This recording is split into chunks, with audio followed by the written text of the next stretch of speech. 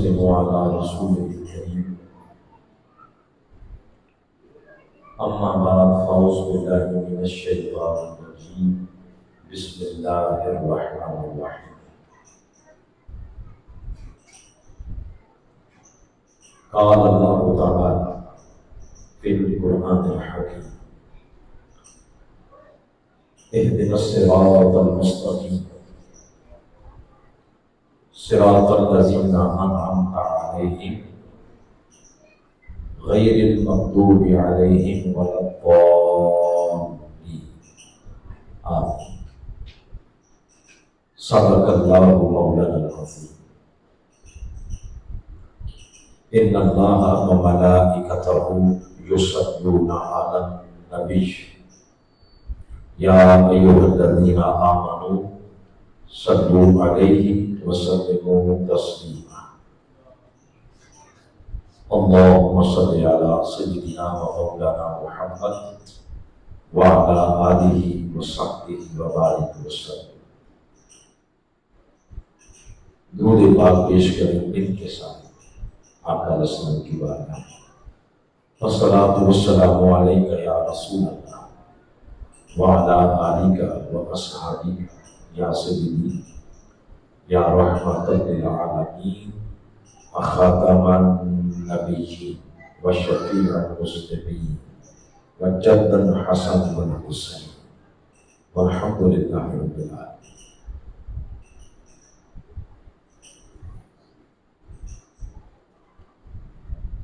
جملہ معزز قابل تکریم سادات گرامی قدر معزز علماء کرام معزز قائدین تحریک منہاج القرآن جملہ فورمز کے قائدین بالخصوص منہاج القرآن ویمن لیگ کی قابل تکریم بہنیں تحریک منہاج القرآن جام کے جیما کی دعوت پر تشریف لانے والے جملہ معزز مہمانان عزیز وقار نوجوان ساتھیوں عزیز بچوں بزرگوں اور بہنوں جملہ محبان اہل بیت اطہار اللہ کی توفیق سے دوسری نشست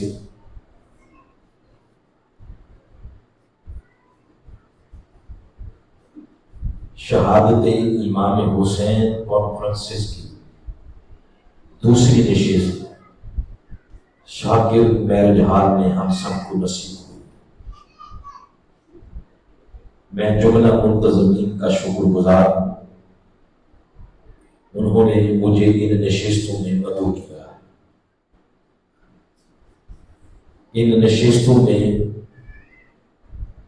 تحریک منہاج القرآن کے قائدین کی رفقا کارکنان وابستگان کی جتنی توانائیاں صرف ہوئی محنت لگی ان تمام توانائیوں کو اللہ قبول فرماتے ہوئے مزید برکتوں کے دروازے کھولے۔ موسم کی صورتحال آپ سب کے پیش نظر ہے، سب کے سامنے، اسی کو دیکھتے ہوئے بہت زیادہ تمہیدی باتوں میں گئے بغیر تاخیر کے تلاوت کردہ آیت کریمہ کے چند مضامین امام علی مقام امام حسین علیہ السلام کی نسبت سے میں آپ کے گوش گزار کرنا چاہتا ہوں۔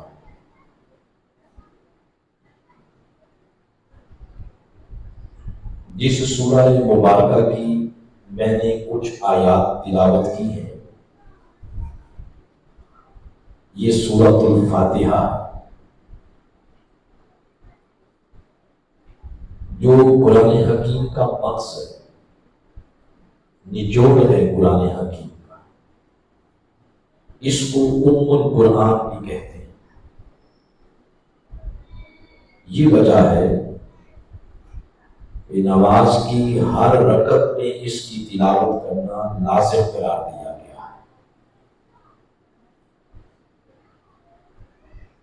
اس سورہ مبارکہ کے اندر ایک دعا ہے جو آپ ہر روز، ہر نماز میں، ہر رکعت میں اللہ کی بارگاہ میں یہ دعا عرض کرتے ہیں، اہدنا الصراط المستقیم، اے اللہ ہمیں سیدھے راستے پر چلا۔ کون سا راستہ؟ صراط الذین انعمت علیہم، ان لوگوں کا راستہ جن پر تو نے اپنا انعام کیا، نہ کہ ان لوگوں کا راستہ جن پر تو نے اپنا غضب کیا ہے۔ یہ دعا ہے جو آپ ہر روز اللہ کی بارگاہ سے عرض کرتے ہیں۔ بنیادی بات اس میں یہ بتائی جا رہی ہے کہ اللہ کی بارگاہ سے آپ نے مانگا ہے سیدھا راستہ۔ اس نے زمین پر آپ کو کوئی میپ نہیں دکھایا کہ یہ فلاں علاقے میں راستہ ہے، اس کو صراط مستقیم کہتے ہیں۔ اس نے کوئی آپ کے سامنے نقشہ نہیں رکھا، اس نے سمپل سادی بات فرمائی ہے کہ سیدھے راستے پہ چلنا چاہتے ہو تو ضروری ہے ان لوگوں کی صحبت میں آ جاؤ جو میرے انعام یافتہ ہیں۔ انہی کا چلن، انہی کا طور طریقہ اپناؤ گے تو سمجھ لو گے سیدھے راستے پہ چل رہے۔ اور اگر برے لوگوں کی مجلس میں بیٹھو گے تو وہ صرف صحبت نہیں بلکہ سمجھ لو وہ ایک برا راستہ ہے۔ اس سے ابتدائی بات ہمیں یہ سمجھ آتی ہے کہ نیکی الگ سے کوئی شے نہیں، الگ سے نیکی کا کوئی وجود نہیں۔ آپ اگر بازار میں کسی شاپنگ مال سے نیکی خریدنا چاہیں کہ یہ نیکی دے دیں ہمیں، یہ کہیں سے نہیں ملے گی۔ کوئی وجود نہیں الگ سے نیکی کا، نہ ہی الگ سے گناہ کا یا برائی کا کوئی وجود۔ نیکی جب بھی آپ فیل کرنا چاہیں تو نیکی کسی بندے میں پائی جائے، اسی طرح گناہ آپ محسوس کرنا چاہیں تو وہ بھی کسی بندے میں پایا جائے۔ جیسے خوشبو ہے، الگ سے خوشبو کا کوئی وجود نہیں، جب بھی خوشبو فیل کریں گے تو کسی پھول میں پائی جائے، گلاب کے پھول میں، موتیے کے پھول میں، وہ کسی نہ کسی پھول کی پتی میں پائی جائے گی خوشبو، الگ سے اس کا کوئی وجود نہیں۔ اسی طرح نیکی کا بھی کوئی الگ سے وجود نہیں۔ نیکی آپ جب بھی فیل کرنا چاہیں کہ یہ کیسی ہوتی ہے تو فرمایا اس کے لیے تمہیں نیکوں کے پاس بیٹھنا پڑے، نیکوں کے ماحول میں بیٹھنا پڑے، پھر پتہ چلے گا کہ نیکی کیا۔ نیکوں کے ساتھ پیار ہوگا تو سمجھ لیں آپ کی طبیعت راغب ہوگی نیکی کی طرف۔ یہ وجہ ہے دین اسلام میں جو آخری بات دین کی کہی گئی ہے، یعنی اس سے نیچے کوئی دین نہیں، یہ آخری شے وہ یہ کہ بندے کے اندر یہ صلاحیت پیدا ہو جائے نیکی اور برائی میں فرق کرنے کی۔ جس بندے میں یہ صلاحیت نہیں، نیکی اور بدی میں صلاحیت، نیکی اور بدی میں فرق محسوس کرنے کی صلاحیت نہیں، اب وہ بھی باہر کہتا رہے کہ میں بھی دین والا ہوں، یہ بات جچتی۔ آخری دین کی بات یہی کی گئی کہ اچھائی اور برائی میں تمیز کرنے کی بندے کے اندر صلاحیت پیدا ہو۔ پھر نیکوں کے ساتھ پیار ہو، نیکی کی طرف طبیعت راغب ہوتی، اور برے لوگ ہیں ان سے طبیعت کنارہ اختیار کر، کنارہ کشی اختیار کر۔ بات عرض کرنے کا مطلب یہ ہے، نیکی آپ جب بھی محسوس کرنا چاہیں گے تو کسی نیک بندے کے اندر دیکھیں گے تب پتا چلے۔ یہ وجہ ہے پورے قرآن حکیم کو پڑھیں تو قرآن کا مزاج بھی آپ کو یہی نظر آئے۔ اس پر آپ پڑھنا چاہیں، میرے شیخ کی جو کتاب ہے فلسفہ شہادت امام حسین علیہ السلام، اس میں ایک چیپٹر ہے کہ شہادت حسین اصل میں شہادت محمدی، اس کے ابتدائیے میں آپ نے یہ باتیں لکھی، تو آپ ڈیٹیل سے پڑھ سکتے ہیں۔ میں نے وہاں سے ایک تھیم لے لیا اور اس کی روشنی میں آپ کو بات بتا رہا ہوں۔ یہ وجہ ہے کہ جب ہم قرآن پڑھتے ہیں تو قرآن کا مزاج بھی آپ کو یہی نظر آئے۔ اللہ تعالیٰ 2-4 آیات میں باتیں کرے گا نیکی، آگے پھر 2-4 آیات کے اندر نیکی کی بات کرنے کے بعد پورے کا پورا رکوع کسی نیک بندے کے تذکرے کے ساتھ بات دیا جاتا ہے۔ 2-4 آیات میں کسی برے بندے کی بات ہوگی، آگے پورے کا پورا رکوع 2-4 آیات میں برائی کی، گناہ کی بات کر کے پورے کا پورا رکوع کسی بد اور کسی برے بندے کے تذکرے کے ساتھ بات دیا گیا۔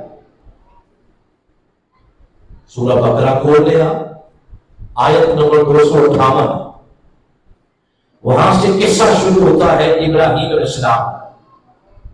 اس قصے سے کم پہلے نیکی کی، پاکیزگی کی، طہارت کی، توحید کی، اچھے نظام کی بات ہے، اور زیادہ لمبی چوڑی نہیں ہوئی۔ 2-4 آیات میں بات کر کے ڈائریکٹ اللہ نے پھر اپنے ایک برگزیدہ بندے ابراہیم کا قصہ شروع کر دیا، تاکہ زبانی نہ رہے کہ یہ نیکی، یہ نیکی، یہ نیکی، یہ نیکی، بلکہ لوگوں کو بتایا جائے کہ نیک بندہ ہوتا کیسا۔ اس کے ساتھ ہی پھر اللہ نے برائی کی بات کی، برائی کی بات کرنے کے بعد پھر آپ کے ساتھ ہی نمرود کا قصہ شروع کر دیا، تاکہ پتہ چلے کہ برائی صرف زبانی بیان نہیں ہو رہی، بلکہ برے بندے ایسے ہوتے ہیں۔ اسی سورہ میں حضرت آدم علیہ السلام کا ذکر ہے، بلکہ 2-4 جگہوں پر حابیل کا اور قابیل کا ذکر۔ قابیل قاتل ہے اور حابیل مقتول ہے۔ قابیل نے قتل کیا، اور کس کو کیا؟ حابیل کو قتل کیا قابیل نے۔ تو قابیل قیامت تک بدی کا استعارہ بن گیا، حابیل قیامت تک نیکی کا استعارہ بن گیا۔ بات صرف یہ نہیں کی کہ یہ نیکی، یہ بدی، یہ نیکی، یہ بدی، بلکہ نیکی بدی کی بات کر کے نیک بندے کا بھی تذکرہ کیا اور برے بندے کا بھی تذکرہ کیا۔ سورہ شعراء کو پڑھیں، سورہ طٰہٰ کو پڑھیں، سورہ بنی اسرائیل کو پڑھیں، سورہ القحف کو پڑھیں، سورہ یونس کو پڑھیں، ڈیٹیل کے ساتھ موسیٰ علیہ السلام کا ذکر۔ کبھی سورہ طٰہٰ کو پڑھیں، پہلی آیات میں آقا علیہ السلام سے اللہ نے بات کی، آیت نمبر 25 تک اللہ نے پھر نیکی، تقویٰ، طہارت یہ بات کر کے آیت نمبر 25 سے آگے اللہ نے موسیٰ علیہ السلام کا تذکرہ سنانا شروع کر دیا، ساتھ ہی آگے فرعون کا تذکرہ، اسی طرح نوح علیہ السلام کا ذکر کیا، ساتھ ہی ان کے جو بڑے مقابل لوگ تھے ان کا ذکر کیا۔ اتنی باتیں کافی ہیں، بلکہ سورہ یوسف کو بھی پڑھے، یوسف علیہ السلام کا ذکر کیا، ان کے بھائیوں کا بھی کیا۔ ہمارا کیا لینا دینا ان کے بھائیوں کے ساتھ؟ ہمارا کیا لینا دینا نمرود کے ساتھ؟ ہمارا کیا لینا دینا ہے فرعون کے ساتھ؟ ہمارا کیا لینا دینا نوح علیہ السلام کے مد مقابل دشمنوں کے ساتھ؟ لیکن اللہ نیکوں کا بھی تذکرہ کر رہا ہے، بدوں کا بھی تذکرہ کر رہا ہے، تاکہ بات صرف زبانی نہ رہے، پڑھنے والوں کو پتا چل جائے کہ نیک ایسے ہوتے ہیں اور بد لوگ ایسے ہوتے ہیں۔ نیکوں کے ساتھ طبیعت مانوس ہو جائے اور برے لوگوں سے طبیعت دور ہو جائے۔ یہ قرآن کا مزاج ہے۔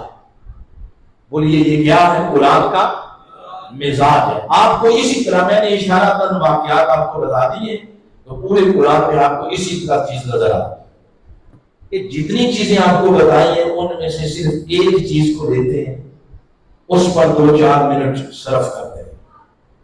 آدم علیہ السلام، اللہ پاک نے جب اعلان کیا کہ زمین پہ اپنا نائب بنانے لگا تو فرشتوں نے سوال کیا تھا، باری تعالیٰ اس کو بنا رہا ہے، یہ لڑے گا، جھگڑے گا، سر کھولا کرے گا، قتل کرے گا۔ وہ اللہ پاک نے آگے ان کی بات کی نفی نہیں کی، فرمایا درست کہہ رہے ہو، مگر تمہارا دھیان ایک سائڈ پہ گیا۔ قال انی اعلم ما لا تعلمون، فرمایا دوسری سائڈ پہ تمہارا دھیان کیوں نہیں گیا؟ میں جانتا ہوں تم نہیں جانتے۔ پھر اللہ پاک نے ایسا کیا، فرمایا تمہارا صرف دھیان فسادیوں کی طرف گیا، نیکوں کی طرف کیوں نہیں گیا؟ آؤ بات زبانی نہ رہے۔ اس نے کیا کیا؟ آدم کی پشت سے کچھ روحوں کو نکال کے فرشتوں کے سامنے پیش کر دیا۔ فرمایا ان کنتم صادقین، اگر واقعی تم سچے ہو کہ یہ لڑے گا، جھگڑے گا، فساد کرے گا، ان کے نام تو بتاؤ ذرا۔ سنیں، یہ جو فرمایا ہے ان کے نام، اس میں بڑی عزت ہے۔ کون کہہ رہا ہے؟ اللہ فرما ہے ان کے نام۔ یہاں پھر مفسرین نے لکھ دیا وہ کوئی سبزیوں کے نام، تو پھلوں کے نام، تو بھیڑیاں توریاں اور ان چیزوں کے نام، ایسا نہیں تھا۔ وہ خالق کو کیا تھا کہ یہ سبزیوں کے نام پوچھنے کی اور پھلوں کے نام پوچھنے کی؟ آپ دیکھیں کڑیاں ملائیں اگر آیات کی، جس کو کہتے ہیں عربی زبان کے اندر ربط بین الآیتین، ان کا خیال گیا فسادی انسانوں کی طرف، اللہ ان کو تصویر کا دوسرا رخ دکھا رہا ہے۔ اللہ فرما رہا ہے ان کو دیکھتے ہو تو ذرا ابراہیم کو بھی دیکھو جو میری خاطر آگ کے چکے میں کود جائے گا، اسماعیل کو تکو جو میری خاطر چھری کے نیچے لیٹ جائے گا، حسین کو تکو جو 6 ماہ کا بچہ بھی میرے راستے میں قربان کر دے گا۔ ان کے نام بتاؤ۔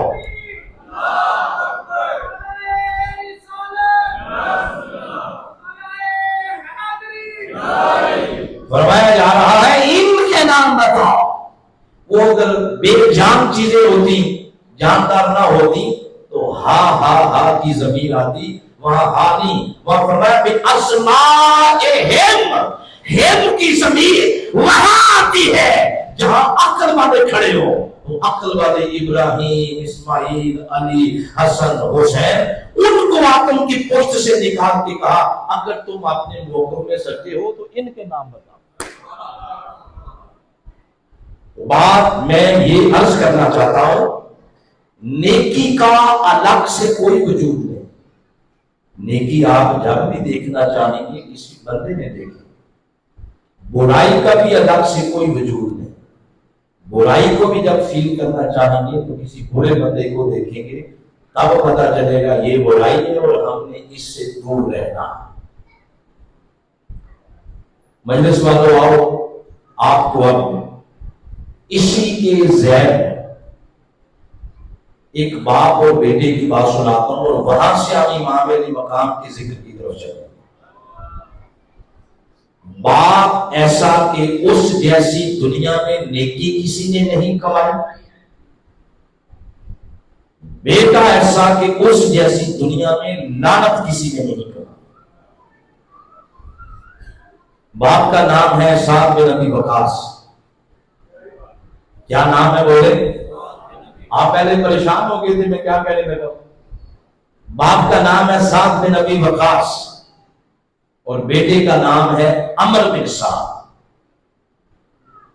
عمر پڑھا جاتا ہے، کئی لوگ جو عربی سے واقف نہیں ہوتے اس کو عمر پڑھتے رہتے ہیں۔ عین میم رے کے ساتھ نام لکھا ہو تو اس کے آگے اگر واو ہو تو پھر پڑھتے ہیں امر، واو نہ ہو تو پھر پڑھتے ہیں عمر۔ تو بیٹا ہے عمر بن سعد اور باپ ہے سعد بن ابی وقاص۔ اب آپ سنتے جائیں کہ باپ کس شان کا مالک اور بیٹا کس لعنت کا توق اپنے گلے میں ڈال کے دنیا سے گیا۔ یہ مسلم شریف ہے میرے سامنے۔ یہاں سے سعد بن ابی وقاص کے بارے میں دو چار چیزیں سنانا چاہتا ہوں۔ راویہ ہیں حضرت ام المؤمنین حضرت عائشہ صدیقہ رضی اللہ تعالیٰ عنہ فرماتی ہیں صحیح رسول اللہ صلی اللہ علیہ وسلم مقدمہ المدینہ لیلۃ، مدینہ پاک میں ایک رات ایسی آئی کہ آقا علیہ السلام بے چین تھے، سو نہیں رہے تھے۔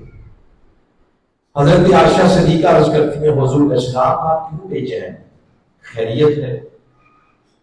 آپ علیہ السلام نے فرمایا نہیں تھا رجلا صالحا من اصحابی یحرسنی اللیل۔ آپ نے فرمایا عائشہ کاش آج میرا کوئی صحابی یہاں ہوتا اور پہرا دیتا، میں آرام کی نیند سو جاتا۔ جب حضور نے یہ بات کی تو حضرت عائشہ فرماتی ہیں ہم نے تلواروں کے کھنکھنانے کی آواز سنی۔ آپ علیہ السلام نے فرمایا من ھذا، کون ہے بھائی؟ آگے سے آواز آئی حضور سعد ابن ابی وقاص، میں سعد بن ابی وقاص ہوں۔ آپ نے فرمایا کیوں آئے ہو اس طرح؟ انہوں نے عرض کیا حضور واقع فی نفسی خوف علی رسول اللہ، میرے دل میں ایسی بات آئی کہ میں نے محسوس کیا شاید آپ بے چین ہیں، میں اس لیے آ گیا آپ کا پہرا دوں، جیب تو آہ رسول آپ کا پہرا دوں، چوکیداری کرو۔ فتح لہو رسول اللہ، اس پر حضور بڑے خوش ہوئے اور حضور نے دعا۔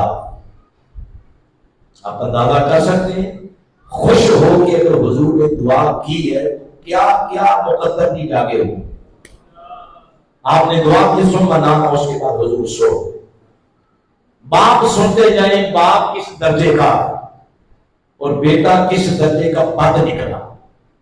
یہ ہے نیکوں کا تذکرہ، یہ ہے اچھے لوگوں کا تذکرہ۔ یہ بات اس لیے سنائی جا رہی ہے تاکہ نوجوان بچے کلمہ کو وہ پمپ ہو، ان کے اندر تحرک آئے، ان کے اندر عشق رسول کی چنگاری اٹھے، بیدار ہو جائیں، ان کے اندر ایک تحرک پیدا ہو، وہ نیکی کے راستے پہ چل پڑے۔ پھر حدیث مبارکہ اور یہ مولا کائنات علی المرتضیٰ سے مروی، وہ فرماتے ہیں میں نے خود سنا کہ آقا علیہ السلام نے اپنی ماں اور باپ، امی جان اور ابو جان دونوں کا نام جمع کر کے آپ علیہ السلام نے فرمایا، اور مولا نے فرماتے ہیں کہ یہ دونوں کا نام جمع کر کے کسی کے لیے حضور نے یوں فرمایا ہو میں نے پہلے کبھی نہیں سنا تھا۔ جنگ احد ہے اور یہ صحابی سعد بن ابی وقاص تیر چلا رہے ہیں، آقا فرماتے ہیں ارمی اور چلاؤ، اے سعد اور چلاؤ، اے سعد تیر اور چلاؤ، فدا کا ابی و امی، تجھ پر میرے ماں باپ قربان ہو۔ مولا علی فرماتے ہیں اس قسم کا انداز سعد بن ابی وقاص کے علاوہ میں نے کسی سے نہیں سنا تھا کہ حضور علیہ السلام نے فرمایا ہو کہ سعد تجھ پر میرے ماں باپ قربان ہو۔ اور یہ سعد بن ابی وقاص حضور علیہ السلام کے ماموں زاد ہیں، ماموں زاد بھائی ہیں، ننہالی رشتہ دار ہیں آقا علیہ السلام کی امی جان کی طرف سے۔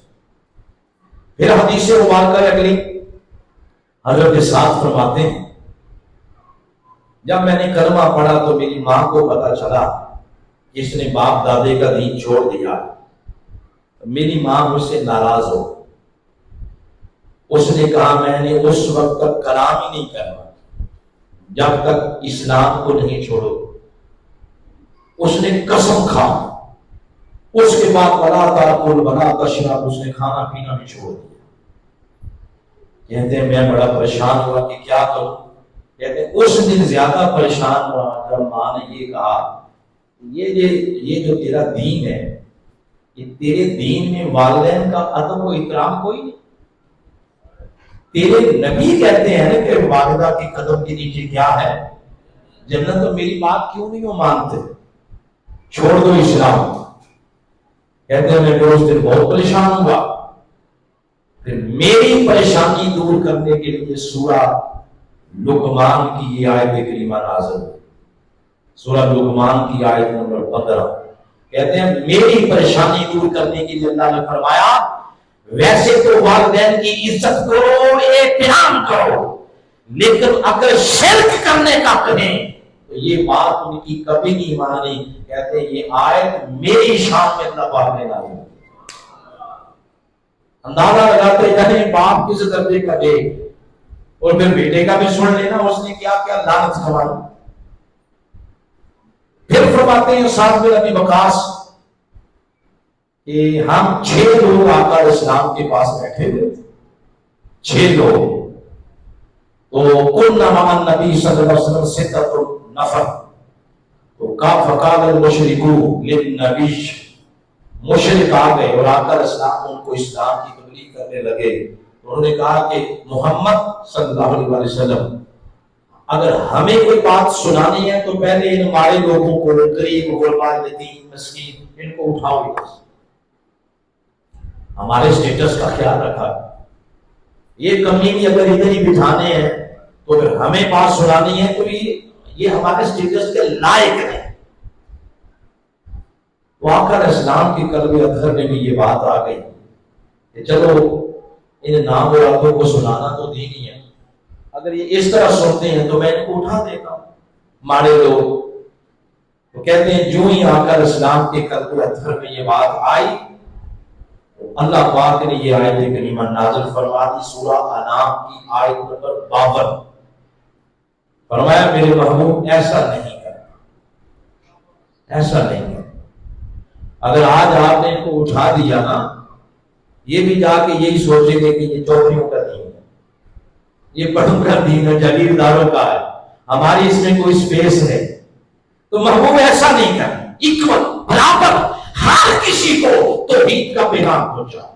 کہتے ہیں یہ آیت کریمہ بھی سورہ انعام کی آیت نمبر 52 میری شان میں نازل ہوئی ہے۔ یہ سعد بن ابی وقاص کہہ رہے ہیں۔ ایک اور بات سن لیں پھر آ جاتے ہیں امام علی مقام کی، آپ کے ذکر کی طرف۔ سعد بن ابی وقاص فرماتے ہیں کہ شراب اس وقت تک حرام نہیں ہوئی تھی تو انصار اور مہاجرین کچھ بیٹھے ہوئے تھے اور اونٹ کا گوشت پکا ہوا تھا، مٹکا شراب کا بھی پڑا ہوا تھا، ادھر سے گوشت کھاتے جاتے، ساتھ ہی شراب پیتے جاتے۔ میں نے بھی پی لی، جب پی تو پھر اس کے بعد اس نے اپنا اثر دکھایا، خمار تاری ہوا۔ تو کہتے ہیں اس خمار میں میری زبان سے نکل گیا کہ یہ جو مہاجر ہیں یہ انصار سے زیادہ افضل ہے۔ کہتے ہیں انصار کو غصہ آ گیا، ایک نے اونٹ کی ہڈی اٹھائی اور جڑ دی مجھے، سر زخمی ہو گیا، آپ کی بارگاہ میں کیس آ گیا۔ اس وقت سورۃ المائدہ کی آیت نمبر 90 نازل ہوئی، انما الخمر والمیسر والانصاب والازلام، آج کے بعد شراب کا پینا مسلمانوں پر حرام کر دیا گیا۔ فرماتے ہیں یہ بھی میری وجہ سے نازل ہوئی۔ پھر کہتے ہیں مال غنیمت آؤ، مجھے اس مال غنیمت میں سے تلوار پسند آ گئی، فاخذتہ، میں نے تلوار لے لی اور آقا اسلام کی بارگاہ میں عرض کیا کہ حضور یہ مجھے پسند آ گئی ہے، مجھے دے دے۔ اس وقت تک مال غنیمت کا حکم نہیں آیا تھا کہ جو مال غنیمت ہے اس کا کیا کرنا۔ تو آقا اسلام نے فرمایا ردو، جاؤ اس کو وہیں لا کے رکھ دو جہاں سے اٹھایا۔ کہتے ہیں کیا وہاں رکھ دو، تھوڑی دیر بعد نہ رہا گیا تو میں نے جا کے پھر اٹھا۔ آپ نے فرمایا تم نے سنا نہیں، جاؤ رکھو اس کو وہاں جہاں سے اٹھایا۔ میں نے پھر رکھ دی، تھوڑی دیر بعد میرا پھر دل جو ہے للچا گیا، میں نے پھر اٹھا دی۔ فرمایا حضور نے جا کے پھر جا کے رکھو وہاں۔ کہتے ہیں بس یہی بات ہو رہی تھی، سورہ انفال کی آیت نمبر 1 آ گئی، یسألونک عن الانفال، اے میرے محبوب آج کے بعد مال غنیمت کا حکم پچھلا کینسل اور اگلا یہ ہوگا جو مال غنیمت ہے اپنے غلاموں کے اندر تقسیم کر دیا گا۔ یہ آیت کریمہ بھی میری شان میں اتری، یعنی اتنا نیک بندہ جس کی شان کے اندر آیات کی آیات اتر رہی ہے، اگر کوئی نیکی فیل کرنا چاہتا ہے نیکی کیا ہے، ان جیسوں کا تذکرہ پڑھو تو پھر پتا چلے گا کہ نیکی کیا ہوتی ہے، پھر نیکی کرنے کا جذبہ پیدا ہوگا۔ تو یہ تذکرہ اس لیے کیا گیا کہ جس سے پتہ یہ چل رہا ہے کہ الگ سے نیکی کا کوئی وجود نہیں ہے۔ یہ قرآن کا مزاج، آقا علیہ السلام کا مزاج، حدیث کا مزاج ہے کہ نیکی کی بات کر کے آگے لیکچر نہیں لمبے لمبے دیے جاتے، یہ نیکی یہ نیکی یہ نیکی، بلکہ آگے نیکوں کا تذکرہ سنایا جاتا ہے تاکہ اس تذکرے کو سن کر نیکی کرنے کا اندر جذبہ پیدا ہو جائے۔ آئیں اگر یہ باپ کا درجہ ہے تو بیٹے کا بھی سن لیں۔ باپ نے اتنی بڑی نیکی کمائی کہ اس کی شان میں آیات اتر رہی ہے، اور بیٹا اتنا بد نکلا کہ نواسے رسول کے قتل میں ایسے ملوث ہوا کہ یہ لعنت لے کر اس دنیا سے گیا۔ قیامت تک اللہ کی، ملائکہ کی، رسولوں کی، ایمان والوں کی اس پر لعنت برسی ہے۔ اس کا نام ہے عمر بن سعد، یہ ہے بیٹا۔ اور ساتھ میں نبی وقاص کیا تھی بولیے؟ اب محترم قاری محمد علی صاحب نے SOPs بھی کچھ بیان کر دیے، پچھلے سال کی طرح نہ ایسا ہو۔ انہوں نے یہ پابندی بھی لگا دی کہ مسائل کل والے مقرر بیان کریں گے، یعنی انہوں نے ہتھ کڑی بنا دی۔ میں اب صرف وہ مقام بیان کروں گا جہاں سے آپ کو پتہ چلے گا کہ اس بندے نے کس طرح لعنت کا توق اپنے گلے میں ڈالا۔ عمر بن سعد، یہ ہوا تھا جب اس کا ایک ہی خواب تھا زندگی کا کہ میں نے گورنر بننا، اس کے لیے مجھے کچھ بھی کرنا پڑ جائے میں کر لوں۔ تو ساتھ ہی ایک علاقہ ہے جس کا نام تھا تہلم، وہاں حکومت کے خلاف کچھ لوگوں نے بغاوت کر دی۔ اس کی ڈیوٹی لگی عمر بن سعد کی کہ جاؤ اس بغاوت کو کچلو۔ اس نے لشکر تیار کیا اور شہر کے باہر جا کے خیمہ زن ہو کیمپ لگا دیا۔ کیمپ لگ گیا تو اس کا مطلب تھا بس تھوڑے ہی دنوں میں یہ لشکر یہاں سے روانہ ہونے والا۔ اسی اثناء میں یزید نے رٹن بھیج دیا مدینہ پاک گورنر کو کہ سختی کے ساتھ حسین سے کوٹ لیا جائے اور سختی کے ساتھ حسین سے بیعت کی جائے۔ نہیں دیتے تو پھر مجھے بتائیں ان کے ساتھ کرنا کیا ہے۔ امام علی مقام آپ نے انکار کر دیا۔ آپ نے فرمایا بدبخت، تو پلید اور ہم پاک، یہ منہ اور محشور کی دال، یہ کیسے ہو سکتا ہے؟ یہ کوئی اندھیر نگری ہے کہ حسین جیسا بندہ ایک ظالم بندے کو ووٹ دے دے؟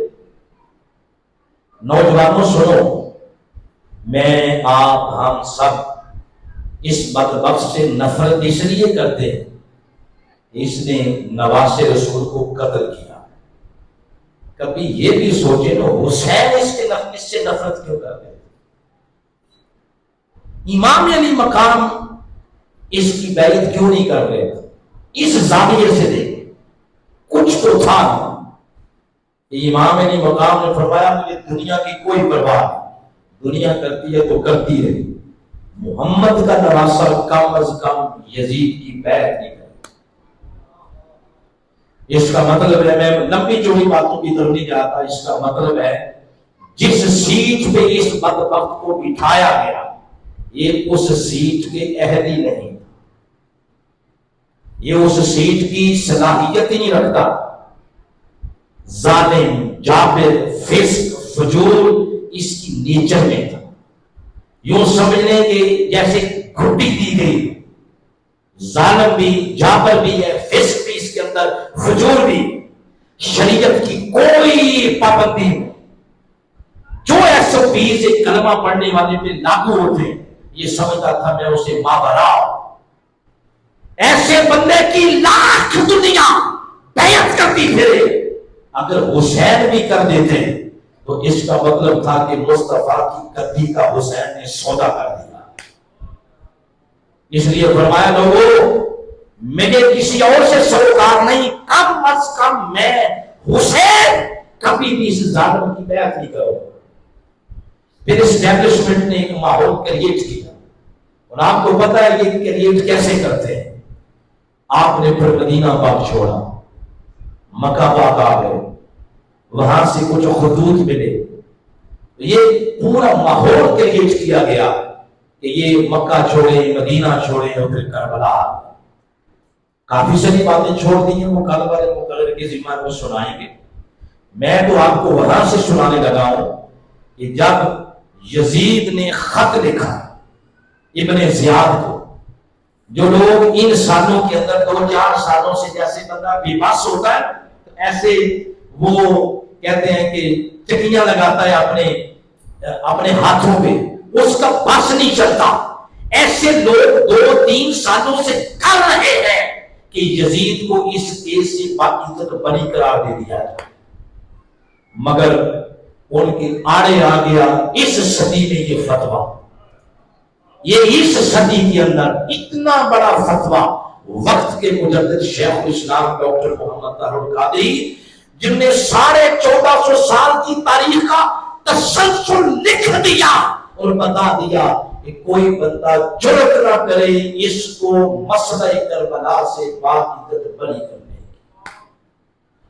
یہ سر سے پاؤں تک اس کیس کے اندر مبتلا، خود اس نے لکھا، اور میں آپ کو نشاندہی کر دیتا ہوں، صفحہ نمبر 137 ہے، یہاں سے پھر آگے پورے ریفرنس کے ساتھ بتایا کہ اس نے ابن زیاد کو خط لکھا کہ کرنا کیا ہے۔ اس نے لکھا انہو قد بلغنی ان حسینا قد سار الی الکوفہ، کہ مجھے پتا چل گیا حسین کوفہ کی طرف روانہ ہو گئے۔ آگے کہتا ہے ان کے اس اقدام کی وجہ سے مختلف زمانوں میں سے تیرے زمانے پر، یہ ابن زیاد کو کہہ رہا، شہروں میں سے تیرے شہر پر اور زمانوں میں سے تیرے زمانے پر اور مختلف گورنروں میں سے تجھ پر ایک کڑی آزمائش اور بھاری ذمہ داری آن پڑی۔ ایسے حساس اور نازک موقع پر آزمائش میں ڈالا گیا آدمی دھمکی سنے کیا کرنے لگا، کہتا ہے ایسے نازک موقع پر آزمائش میں ڈالا گیا آدمی یا تو آزاد کر دیا جاتا ہے یا دوبارہ غلام بنا دیا جاتا ہے۔ یہ ہے کوڈ ورڈ، اور کوڈ کو پھر ڈی کوڈ بھی کیا جاتا ہے۔ ڈی کوڈ کرنا ہو تو پھر عبداللہ ابن عباس رضی اللہ تعالیٰ عنہ، ان کی یہ روایت ہے جو مختلف ترک سے آئی۔ جب عبداللہ ابن عباس کو خط لکھا یزید نے کہ تم میری بیعت کرو، سنا ہے تم نے عبداللہ بن زبیر جو ہیں ان کی بیعت سے انکار کر دیا ہے، تو یہ اپنے تئیں سوچ رہا تھا کہ اس کا مطلب ہے کہ ان کا جھکاؤ میری طرف۔ تو خط لکھا عبداللہ ابن عباس کو کہ میری بیعت کرو۔ آپ نے صراحتاً یہ لفظ لکھے، آپ نے فرمایا تم امام حسین وقت قتل تا حسینہ، تو حسین کے قتل میں ملوث ہے، تو نے حسین کو قتل کیا، تو نے حسین کی فیملی کا ایک ایک فرد کربلا کی تپتی ریت پہ پیاسا شہید کر دیا۔ یہ صراحتاً عبداللہ ابن عباس کے لفظ آگے جو اس کے خط کو ڈی کوڈ کر رہے، اس لیے میں نے یہ لفظ بولا، بلکہ میرا نہیں یہ میرے قائد کا لفظ ہے کہ کبھی بھی یزید کو امام حسین کے مسئلے سے کوئی بندہ باعزت بری کرنے کا سوچے بھی تو آپ اس کو مزید پڑھ سکتے ہیں۔ یہ جب ابن زیاد کے پاس گیا خط، اس نے پھر گورنروں میں سے گورنر نے بلکہ اس نے اس کا عمر بن سعد کا انتخاب کیا اس کو لالچ دے رکھا تھا کہ ہم تمہیں گورنر بنائیں. اس نے کہا کہ غیر مبادی مہم کینسل، تم پر بھاری ذمہ داری آ پڑی. پہلے کوفہ جاؤ، کربلا، حسین کا کام تمام کرو، اس کے بعد بیگم دیکھی جائے. اس نے جب یہ سنا، اس نے بڑی محنت سماجت کی، بڑا سمجھایا ابن زیاد کو کہ ہماری ان کے ساتھ رشتہ داری، مجھے اس آزمائش میں نہ ڈالو. ایک تو ہماری رشتہ داری ہے، دوسرے ہمارے رسول کے نواسے ہیں. تو کوفہ کے اندر مجھ سے بھی بڑے بڑے طاقتور لوگ موجود، کسی کو بھی کمانڈ دو گے تو وہ جا کے یہ کام کر دیں، مجھے نہ اس مصیبت میں ڈالو. اس نے آگے سے کہا، سنیں یہ لفظ، اس نے کہا یہی تو دیکھنا کہ تم وفادار یزید کے ہو یا وفادار رسول کے نواسے حسین. آپ دیکھیں باپ کس درجے کا نیک تھا کہ اس جیسی نیکی کسی نے نہیں کمائی، اور بیٹا کتنا لعنتی نکلا کہ رسول اللہ کے نواسے کے قتل میں سر سے لے کر پاؤں تک ڈوبا ہوا. اس نے ابن زیاد نے کہا یہی تو دیکھنا کون حکومت کا وفادار، کون یزید کا وفادار، اور کون اپنی رشتہ داریاں اور کلمے کی رشتہ داریاں نبھاتا. ایمان سے ذرا بتائیں، یہ بات سن کر دل میں آتی ہے نا یہ بات، یار وہ کیسے بدبخت تھے؟ آتی ہے بات کہ نہیں؟ بولے نا آتی ہے. اس سوال کا جواب میں دے دوں، دل میں اگر یہ بات آئے نا کہ یہ کیسے بدبخت لوگ تھے، تو دور جانے کی ضرورت کوئی نہیں. ایسے لوگ آج آپ کے زمانے میں بھی پائے جاتے ہیں، جن کو علی کا ذکر ہضم نہیں ہوتا، جن کو حسین کا ذکر ہضم نہیں ہوتا، جن کو اس خانوادے کا ذکر ہضم نہیں ہوتا. آپ کہیں دور نہ جائیں، آپ کے دائیں بائیں لوگ کو بیٹھے. واقعی میں یہ عرض کر رہا تھا کہ اس نے کہا یہی تو تکنا ہے کہ یزید کے وفادار ہو یا حسین کے وفادار. اس نے پھر کہا ٹھیک ہے، مجھے ایک رات کی مہلت دے دیں، میں سوچ کے فیصلہ کر کے بتاتا ہوں. گھر چلا گیا، وہ گھر جا کے پوری فیملی کو اکٹھا کر دیا، بیوی سے مشورہ کیا، بچوں سے کیا، فیملی سے کیا. ایک ایک بندہ کہہ رہا ہے، بیوی نے حتیٰ کہ کہہ دی کہ تیرا دماغ ٹھیک ہے کیا کہہ رہے، تجھے پتا ہے ایک تو وہ ہمارے رسول، دوسرا ہماری ان کے ساتھ رشتہ داری، کیا کہہ رہے ہو تم؟ اس کا ایک بھانجا تھا جس کا نام حمزہ، مغیرہ بن شعبہ کا بیٹا ہے. اس نے یہاں تک اس پنچایت میں کھڑا ہو کے کہہ دیا، اس نے کہا ماموں بات سنو، دنیا پیس کے بھی رکھ دے، دوبارہ اپنی زبان پر یہ بات نہیں لانا، سوچنا بھی نہیں. جب اس نے دیکھا کہ فیملی ساری میرے مخالف ہو گئی، اس نے کہا ٹھیک ہے چلو پھر میں سوچتا ہوں. پوری رات نفس اور ایمان کی جنگ ہوتی ہے. ہمارے ہاں بھی ایسا ہوتا ہے، جب کوئی ایسا موقع آ جائے، رشوت دینی ہے، کوئی برا کام ایسا، تو پہلے ذہن میں بات آتی ہے نا، ذہن میں تو پہلے ہی ایمان اندر سے بولتا ہے تمہیں پتا ہے تم کیا سوچ رہے ہو، ساتھ ہی ضمیر کہتا ہے کوئی نہیں خیر ہی ہے، ایک بار کی بات ہے. 2 4 5 دن بعد نفس بات منوا لیتا. جیسے حابیل اور قابیل کا ہوا، حابیل اور قابیل کا بھی کوئی لمحے میں نہیں ہوا کہ بس ادھر ہی اس کے دل میں حسد اٹھا اور ساتھ اس نے حابیل کو قتل کر دیا. نہیں، تفسیروں میں آتا ہے ہفتوں کے ہفتے قابیل سوچتا رہا میں کیا کروں. کبھی اندر سے نفس کہتا، نفس اندر سے جیلسی فیل کرتا، حسد فیل کرتا کہ اس کی قربانی قبول ہو گئی، میری رد کر دی گئی ہے، یہ ہوتا کون ہے؟ یہ نفس اندر سے کہتا، اور ساتھ ہی اندر سے روح کہتی یا ایمان کہتا کہ یار تمہارا بھائی ہے، بھائی کو قتل کرو گے، کچھ سوچو، کچھ شرم کرو، حیا کرو.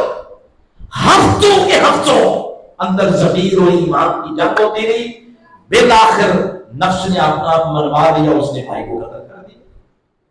ادھر بھی ایسے ہوا، کبھی سوچتا اے عمر بن شام، تیری بچپن سے ایک ہی خواہش ہے کہ میں نے گورنر بننا، میں نے وزیر اعلیٰ بننا، اس کے لیے مجھے کچھ بھی کرنا پڑ کے میں کر دوں۔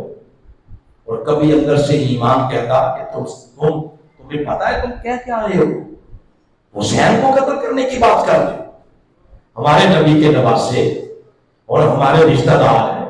یعنی نفس اور ایمان کی آپس میں جنگ ہوتی رہی۔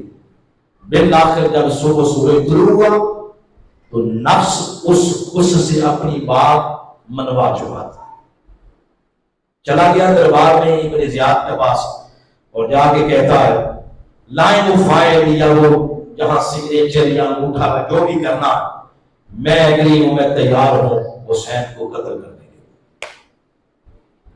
لیے۔ یہ ہے بیٹا، یہ تذکرہ اس لیے سنایا جا رہا تاکہ صرف برائی نہیں، برے بندے کے حالات واقعات تذکرہ بھی پتا چلے اور دل کے اندر برائی سے نفرت پیدا ہو اور اچھائی کی طرف طبیعت راغب ہو۔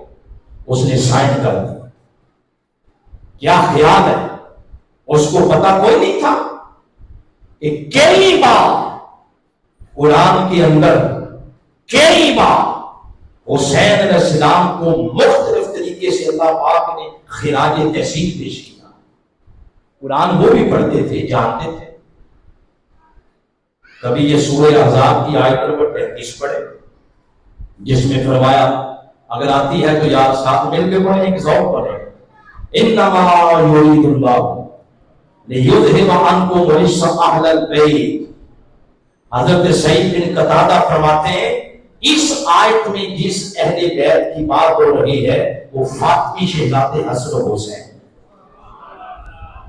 سورہ شورى کی آیت نمبر 23 پڑھیں، فرمایا قل لا اسألکم علیہ اجرا۔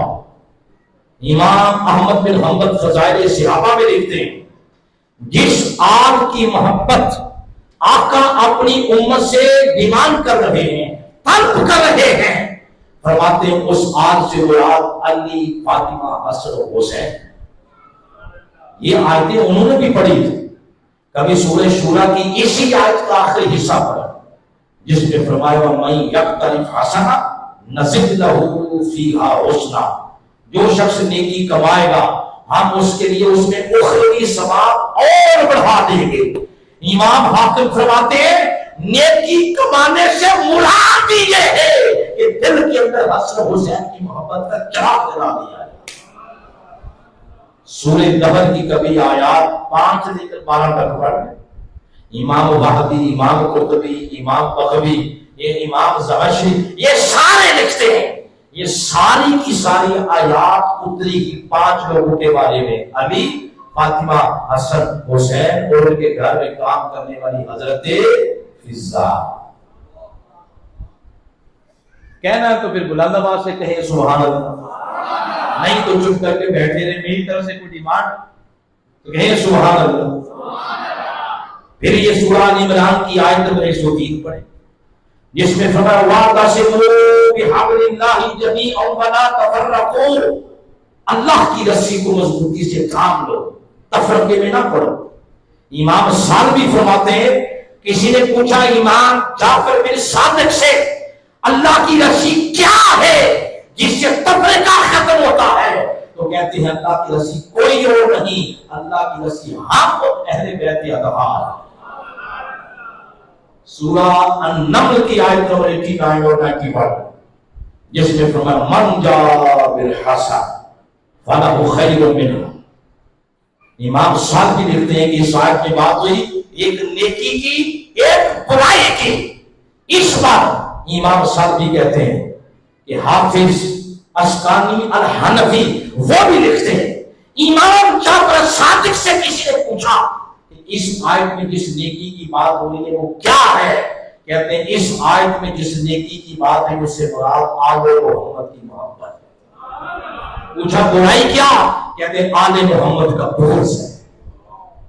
پھر سورہ نحل کی آیت نمبر 43 پڑھ جس میں فرمایا فَاسْأَلُوا أَهْلَ الذِّكْرِ إِن كُنتُمْ لَا تَعْلَمُونَ۔ امام طبری فرماتے ہیں مولا علی سے کسی نے پوچھا اہل ذکر کون ہے، جن سے پوچھنے کے بارے میں اللہ فرما رہا ہے، تو فرماتے ہیں کوئی اور نہیں، اہل ذکر سے مراد ہم یعنی اہل بیت مصطفیٰ۔ آپ دیکھ رہے ہیں اللہ تعالیٰ نے جن سے رجس دور کرنے کی بات کی وہ بھی حسن و حسین، جن کو نہ ختم ہونے والی پاکیزگی دینے کی بات کی وہ بھی حسن و، بولتے جائیں، وہ بھی حسن و حسین۔ آقا علیہ السلام نے اجر رسالت کے طور پر جن کی محبت کو طلب کیا وہ بھی حسن و حسین۔ قیامت تک جو نیکی چاہتا ہے اس حال سے محبت کرے، اس اعزاز کے مالک بھی حسن و حسین۔ ارے اللہ کی رسی حبل اللہ، اس سے بھی مراد حسن و حسین۔ صراط مستقیم بھی حسن و حسین، اہل ذکر بھی حسن و حسین۔ اتنے سارے اعزازات امتیازات کے ساتھ جس آل کو نوازا جا رہا ہے، یہ ساری آیات اس بدبخت کے بھی پیش نظر تھی کہ جس ہستی کے سر پر اللہ نے اتنے اعزازات رکھے ہیں وہ ہستی کوئی ایسی نہیں ہے، اللہ پاک نے اتنے امتیازات کے ساتھ اس کو نوازا، لیکن ہوا کیا؟ نفس نے اپنا آپ منوا دیا اور سگنیچر کر دیے کہ ٹھیک ہے میں حسین کو قتل کرنے کے لیے تیار ہوں۔ نفس بندے سے دیکھیں کیا کچھ نہیں کروا،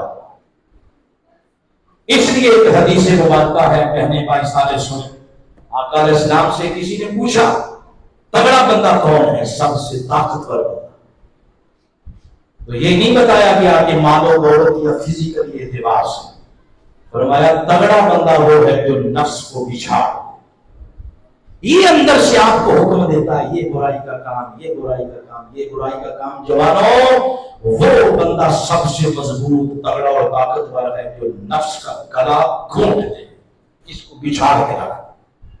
تو یہاں نفس نے اپنا آپ منوا دیا، باپ اتنا بڑا کہ نیکی ایسی کی کہ اس جیسی نیکی کسی نے نہیں کی، اور بیٹا ایسا لعنتی نکلا کہ کسی جیسی لعنت کسی نے نہیں کی۔ اب آگے کیا ہے؟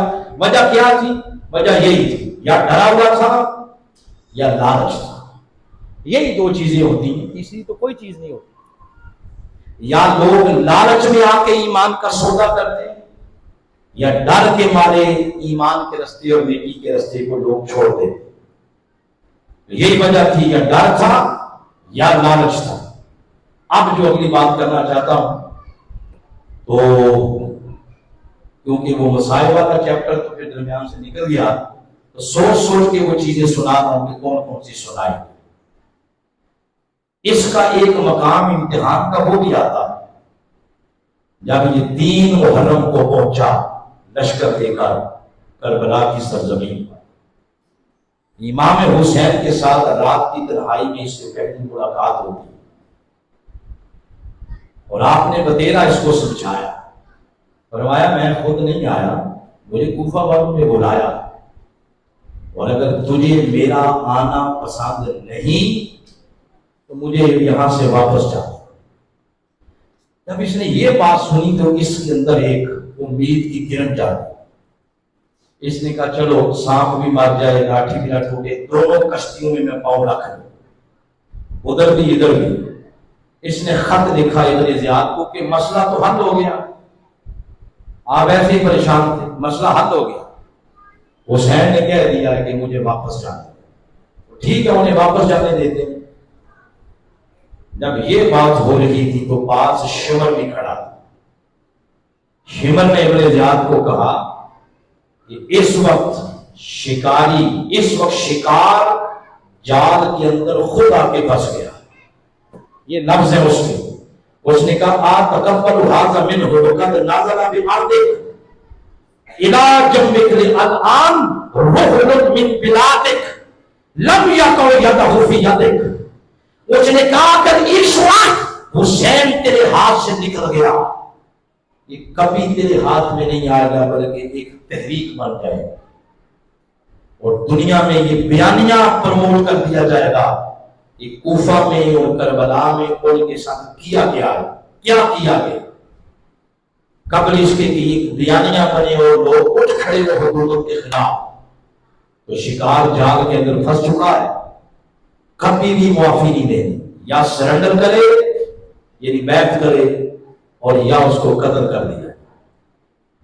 ابن زیاد نے کہا کہ پھر ایسا کرتے ہیں، خط اس نے لکھا، مہر لگا دی، کہا تم لے کے جاؤ اور جا کے اس کو کہو عمر بن سعد کو یہ میرا خط بتاؤ، دکھاؤ اس کو، نہ مانے اس کا سر قلم کرو، میں اس کے پیچھے مکان بناؤں گا، اس کے پیچھے اس کی فیملی کو ماروں گا، تم اس کو ادھر مار دو اور لشکر کی کمان سنبھال کے تو حسین کا کام تمام کر دینا۔ یہ پھر خط وہاں سے آیا عمر بن سعد کے نام، 7 محرم کو یہ خط آتا دوبارہ پیچھے واپسی۔ جب اس نے یہ پڑھا تو اس کا مطلب یہ تھا کہ واضح پیغام آ گیا کہ حسین کا صرف خاتمہ کرنا ہے، اناؤنس ہو گیا کہ پانی بند کر دیا گیا۔ امام علی مقام پھر 9 محرم آ گئی، 9 محرم آپ خیمے سے باہر بیٹھے ہوئے، ایسے تلوار پکڑی ہوئی جیسے چھڑی پکڑتے ہیں اور ایسے اوپر سر رکھا ہوا۔ سیدہ زینب سلام اللہ علیہا نے اپنے خیمے سے دیکھا کہ لشکر خیموں کی طرف پیش قدمی کر رہا ہے۔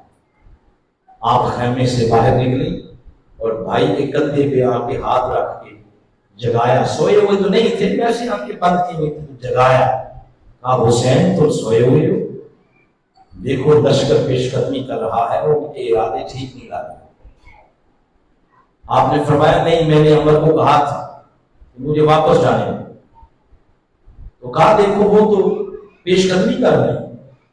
عمر بن سعد کو پھر مخاطب کیا کہ وہ جو میں نے پیشکش کی تھی اس کا کیا بنا؟ جواب نہیں دیا، بدبخت نے منہ ادھر پھیر لیا۔ اس کا مطلب تھا یہ معاملہ میرے ہاتھ سے نکل چکا، اٹل فیصلہ ہو چکا، یا سرنڈر کرو یا ووٹ دو یا بیعت کرو یا قتل ہونے کے لیے تیار ہو۔ اب دیکھتے جائیں، میں ایک ایک مقام کو بتا رہا ہوں جہاں یہ بدبخت اس کے پاس بیس تھی، یہ کر سکتا تھا لیکن نہیں کیا۔ قیامت تک دیکھیں نا، کہ باپ پہ جاتا تلوار لے کے حسین کے خیمے کے باہر پہرا دیتا اور کہتا کہ میرا باپ مصطفیٰ کا پہرا دیتا رہا، میں مصطفیٰ کے نواسے کا پہرا دوں۔ باپ پہ جاتا تو یہ کرتا، لیکن نفس نے اپنا حکم منوا دیا۔ اس وقت امام حسین علیہ السلام نے ٹیسٹ کرنے کی خاطر ایک اور سوال، ایک اور بیانیہ کریٹ کر دیا۔ اب دیکھیں کیسا ٹیسٹ تھا۔ آپ نے فرمایا مجھے 1 رات کی مہلت دے دو، اور اس رات کو میں آپ ہم سب اپنی زبان میں کہتے ہیں شب عاشور، یہی کہتے ہیں نا، شب عاشور میرے خیال میں کل والی رات وہ شب عاشور ہی۔ وہ آپ نے فرمایا مجھے 1 رات کی مہلت دے دو۔ میرے نوجوان بھائیوں اور بہنوں کبھی سوچو، 1 رات لے کے حسین نے کرنا کیا تھا؟ کوئی عمر لمبی ہو جانی تھی؟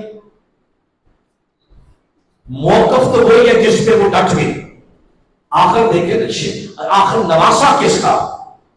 جب قریش والوں نے کہا مال و دولت لے لو، شادی پسند کی کروا دیتے ہیں، کسی علاقے کا تمہیں گورنر بنا دیتے ہیں، تو آقا نے فرمایا تھا قریش مکہ میرے دائیں ہاتھ پہ سورج اور چاند اور بائیں ہاتھ پہ ستارے رکھ دو، محمد تب بھی اپنے مشن سے پیچھے نہیں ہٹیں گے۔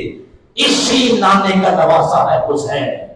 ارے موقف سے پیچھے ہٹنا بڑی دور کی بات ہے، اپنے گھوڑے کے پاؤں کے ساتھ لگنے والی مٹی تک کا سودا نہیں کیا۔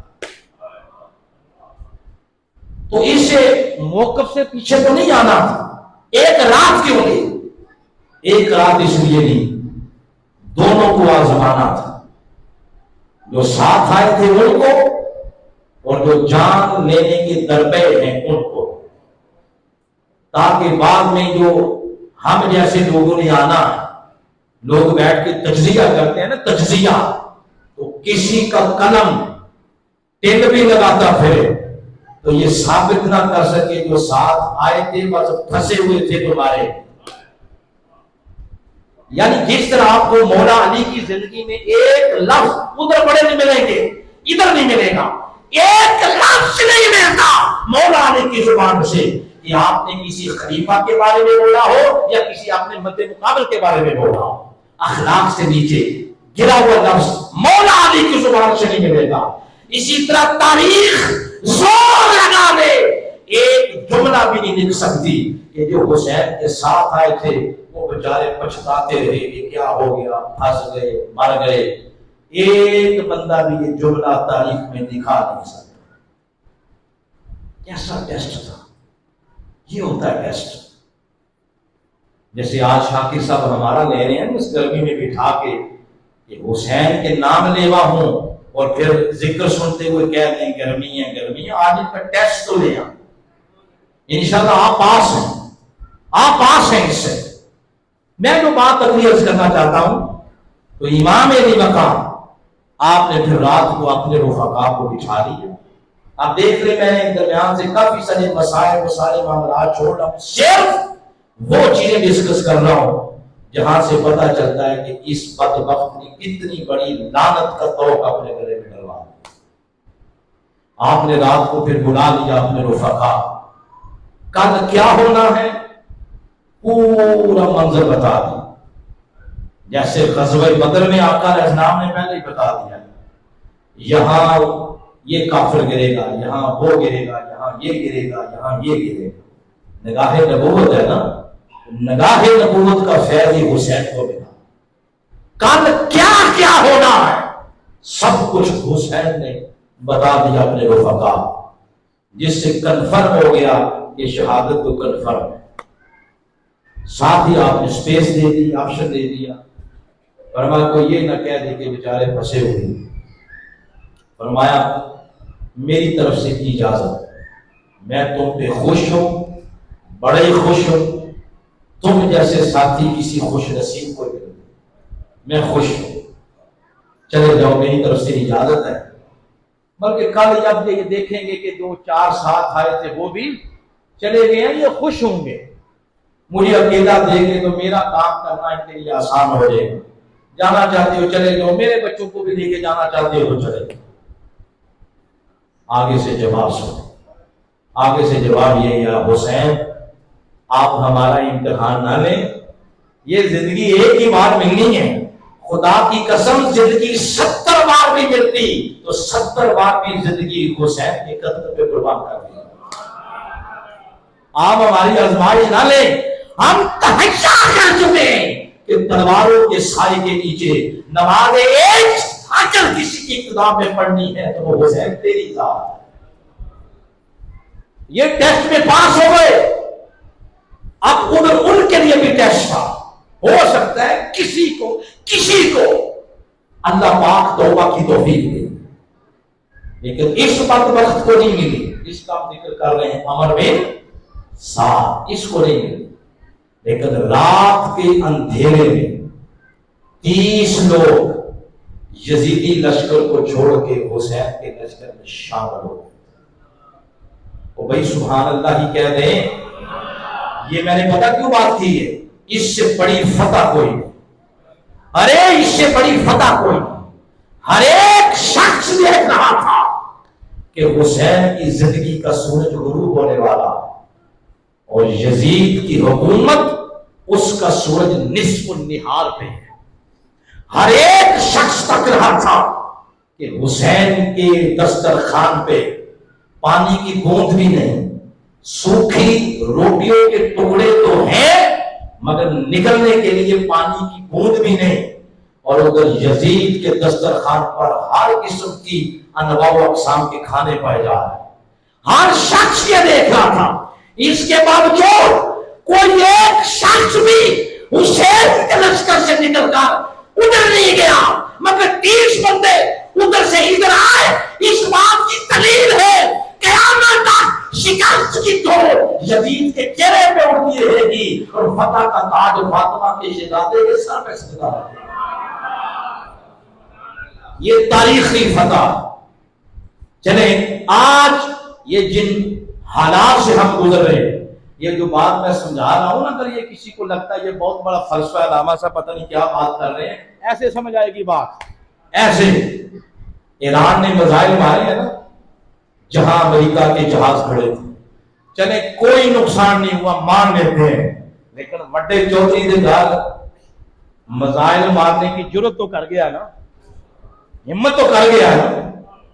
نقصان ہوا یا نہیں ہوا؟ بات عرض کرنے کا مطلب یہ ظاہراً فتح اگر نہیں بھی ہوئی مگر اخلاقی فتح، اخلاقی میدان کا فاتح قیامت تک وہی شخص رہے گا جس نے مصطفیٰ کے کندھوں پر سواریاں کی. تو بات عرض کرنے کا مطلب یہ تھا وہ نیکوں کا ذکر اور یہ بروں کا ذکر ہے. باپ جیسی نیکی کسی نے نہیں کمائی اور بیٹے جیسی بدی اور گناہ کسی نے نہیں کمایا. بالآخر پھر فیصلہ ہو گیا اور اگلے دن پھر کیا کیا ہوگا وہ کل والے مقرر آپ کو بتائیں. میں آخری بات اور نتیجہ خیز جس کو سنے بغیر کوئی بندہ نہیں انتظامیہ سمیت اٹھے گا، جس کو ایک نتیجہ خیز پوائنٹ پہ لا کے بات کو ختم کرنا چاہیے نا، تو آخری جو بات درج کرنا چاہتا ہوں وہ یہ جس کے نواسے الہی کلمت اللہ احیاء دین اقامت دین کے غلبے کے لیے اتنی بڑی جو شہادت دی، یہ کیوں تھی؟ یہ کیوں کا جواب قرآن پاک کے 3 مقامات پر ہے. ان میں سے ایک سناتا ہوں، یہ سورۃ الصف ہے. اس نے سنایا، اس نے بتایا کہ یہ جو حسین نے کیا ہے اصل میں یہی مقصد تھا میرا اپنے محبوب کو دنیا میں بھیجنے. کیسے فرمایا؟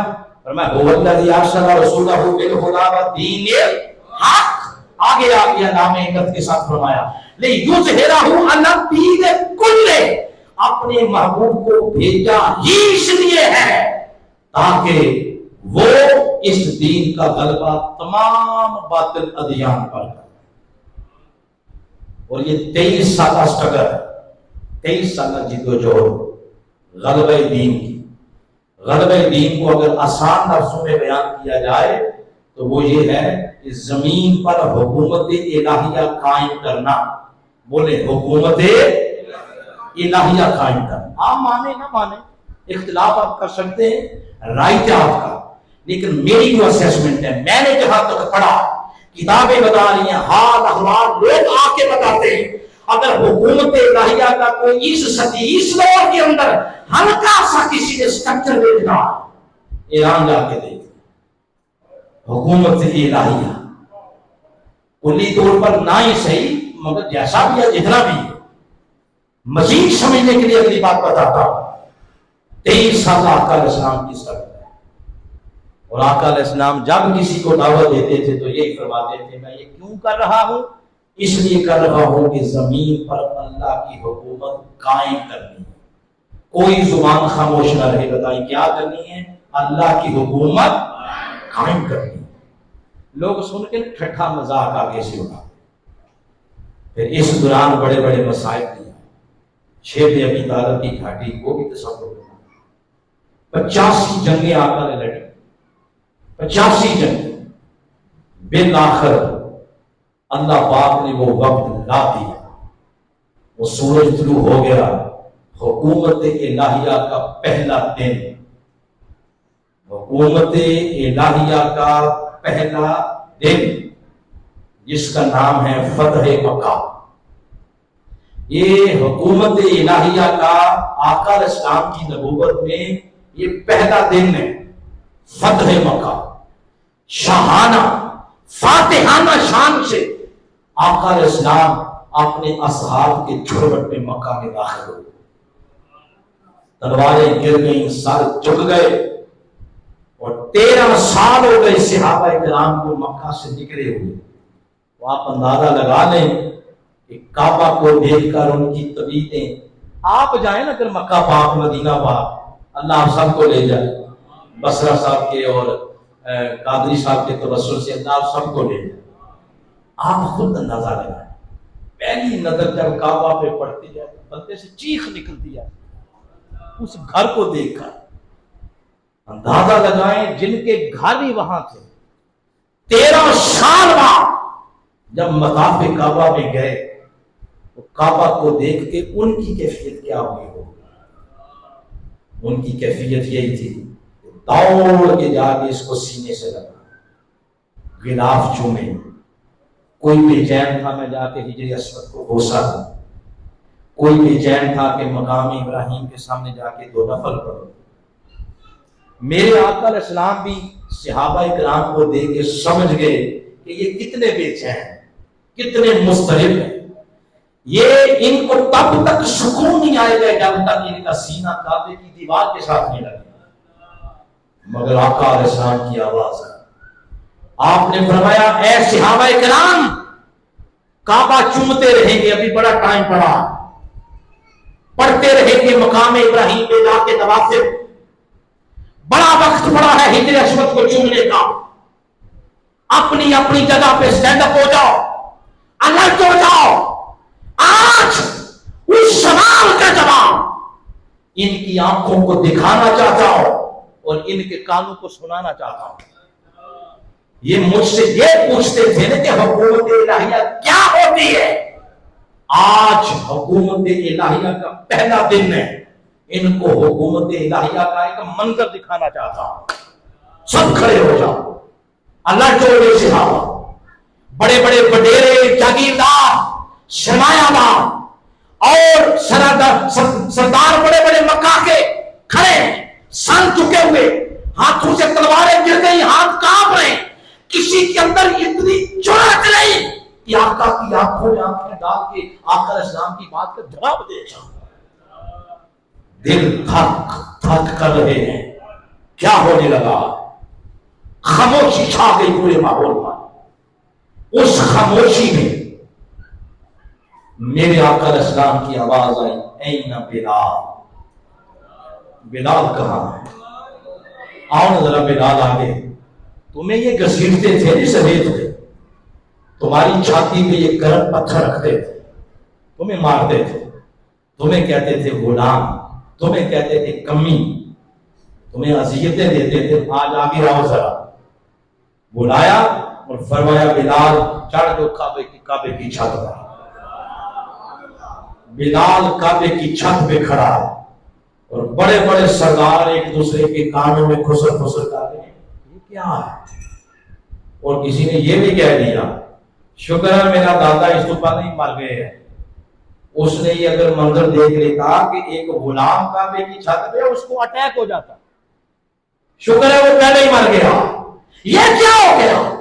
آقا علیہ السلام نے فرمایا تم پوچھتے تھے مجھ سے حکومت الہیہ کیا ہے، تک لو اپنی آنکھوں سے، غلام کعبے کی چھت پہ ہے اور بڑے بڑے وڈیرے اس کے قدموں کے نیچے۔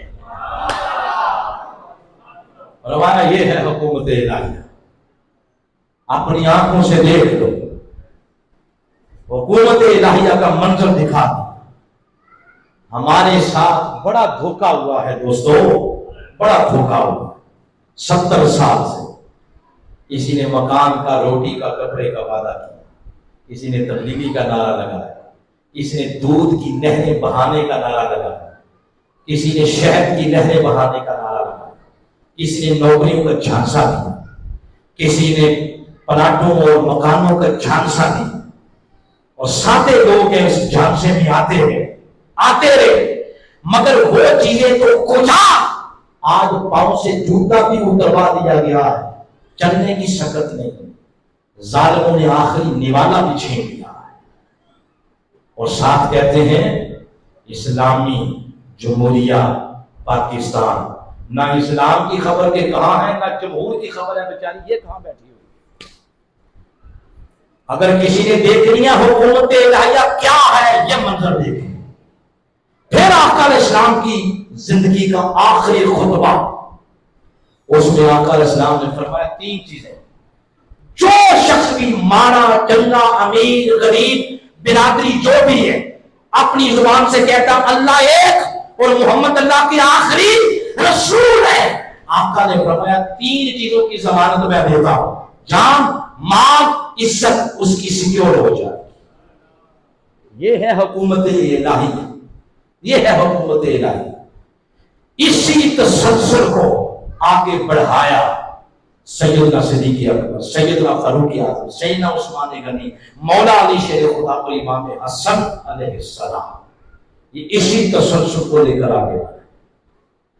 اس سے پتہ چلتا کہ آقا کی بعثت کا مقصد چند نمازی تیار کرنا نہیں تھا، چند درویش کے ختم درود پڑھا کریں گے اور کلو کی محفل سجایا کریں گے، روٹیاں کھاؤ لنگر کھاؤ، یہ کبھی مقصد نہیں تھا. مقصد صرف یہ تھا کہ زمین پر حکومت الہی قائم کی جائے. یہ امام حسن علیہ السلام کا یہی. آگے پھر وہی شروع ہو گیا ملوکیت، پکڑ دکڑ، ماڑے کو مارو غریب کو مارو اور ماڑوں کی زمینیں قبضہ کر لو، ظالم اور ظلم کے زور پر بیٹھ لی جائے، ووٹ لیا جائے، جو نہیں مانتا ساتھ قلم کر لیا جائے. آگے پھر وہی افراتفری ہو گئی. اس افراتفری میں جو بھی بولا سر قلم کر دیا گیا. جب سر قلم ہوتے ہوئے لوگوں نے دیکھے، کئی میدان چھوڑ کے بھاگ گئے، کئی جنگلوں میں، کئی پہاڑوں میں، کئی خاموش، کئیوں نے تصویاں لے لی، بڑی بڑی جلدیں کشی میں چلے گئے، رائے عظیمت اختیار کر لی. اس ماحول کے اندر جب کوئی بک رہا ہے، کوئی ڈر رہا ہے، کوئی مر رہا ہے، اس ماحول کے اندر نہ جھکا، نہ بکا، نہ کمزور پڑا، وہ ایک ہی شخص ہے جس کا نام فاطمہ کا شہزادہ حسین. نہ ڈرے، نہ دبے، نہ جھکے. فرمایا لوگوں، بڑا جگایا، لوگوں بڑا جگایا کہ یہ عملیت ہے، یہ ماحول عملیت ہے، بڑا جگایا. لیکن جب دیکھا کہ جیتے حسین کی آواز سن کے قوم نہیں اٹھ رہی، پھر فیصلہ کر لیا اس خواب غفلت میں مبتلا قوم کو اب صرف میری شہادت ہی جگا سکتی، اب شہادت لازم ہو. قتل حسین اصل میں مرگ یزید ہے. اسلام زندہ ہوتا ہے ہر کربلا کے بعد.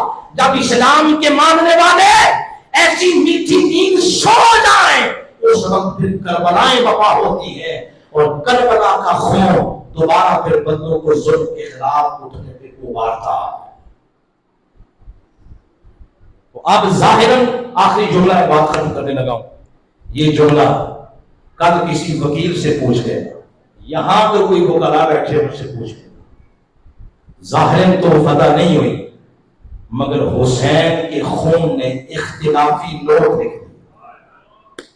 یہ پوچھ لینا کل کسی سے اختلافی نوٹ کی اہمیت کیا ہوتی ہے. اختلافی نوٹ لکھ دیا اور اس کی اہمیت یہ ہے کہ قیامت تک حسین کا اختلافی نوٹ بتاتا رہے گا کہ جدر محمد کا نواسا ہے حق ادھر ہی.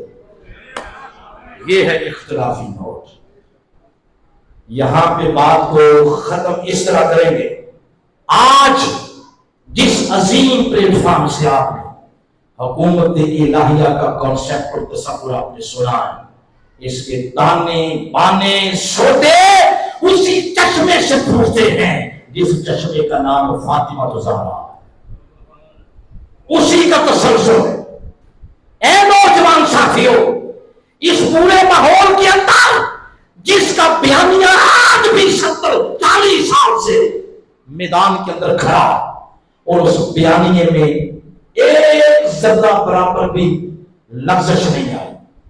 وہ بیانیہ 40 سال پہلے بھی ایسے ہی تھا، آج بھی ایسے کہ اس نظام کے اندر جان نہیں کہ تمہارا حق اگر اسے چھین کے لے کے آپ کو دے. 40 سال پہلے یہی بیانیہ تھا اور آج بھی یہی. یہ اعلاء کلمت اللہ کی تحریک، یہ اقامت دین کی تحریک ہے، یہ احیاء دین کی تحریک ہے، دین کی مٹتی قدروں کو زندہ کرنے کی تحریک ہے. مت اپنی جوانیاں، اپنی توانائیاں دائیں بائیں سجے کھبے ضائع کرو. اس پلیٹ فارم پہ آؤ، اس پلیٹ فارم پہ آؤ. اللہ آپ کو شعور کی نعمت دے، اس شعور سے جانچ کر جب آپ دیکھیں گے پتہ چلے گا انشاءاللہ یہ بیانیہ درست سمت پہ جا رہا ہے. وقت آئے گا اس دھرتی سے تاغوت کے پرچم نیچے آئیں گے اور حسین کے بابا جان کے دین کا پرچم انشاءاللہ بلند ہوگا. اللہ اس شعور کی نعمت سب کو عطا فرمائے۔ ختم ہو گئی بات۔ اس دعا کے ساتھ اللہ اس تمام انتظام و انسلام کو اپنی بارگاہ میں قبول فرمائے۔ بہت شکریہ۔